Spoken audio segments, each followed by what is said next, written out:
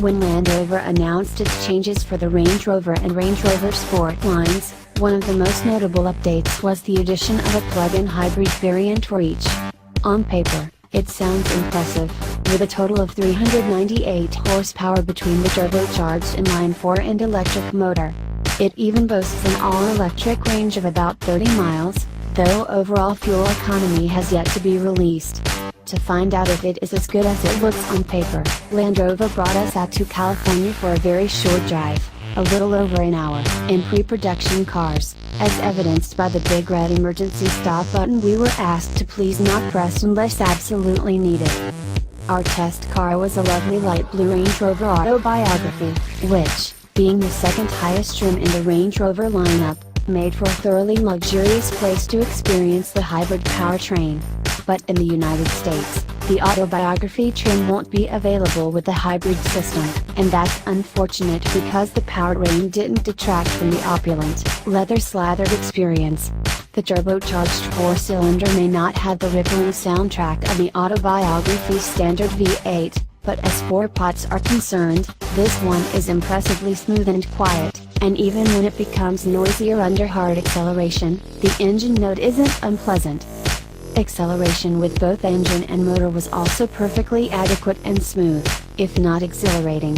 But really, a Range Rover like this isn't meant to be hustled like a sports car, it's meant for comfortable wafting and cruising.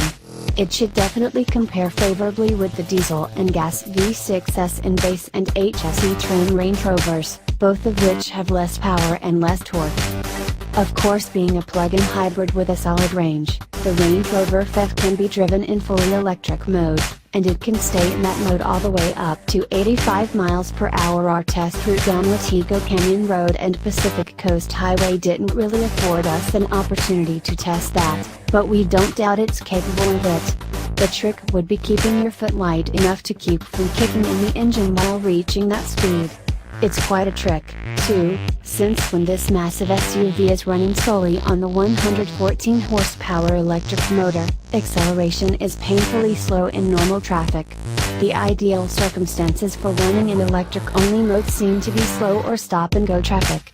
Otherwise, you'll probably be jamming down the pedal enough to bring the gas engine into play again. We have one other nitpick with the hybrid powertrain, and that's the brakes. Land Rover needs to do some more work on getting the feel right. Much of the pedal travel is mushy and numb as the regenerative braking does its stuff, and when pushed enough that the physical brakes activate, they grab harder than expected, making smooth stops tricky. But overall, the system works great with both engine and motor working together, and you really don't lose a thing compared to the regular models.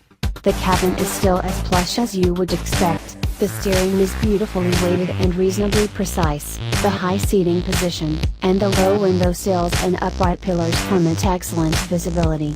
You can't even really tell from the outside that it's a hybrid, let alone a plug-in one, thanks in part to the well-hidden plug-in door in the grille.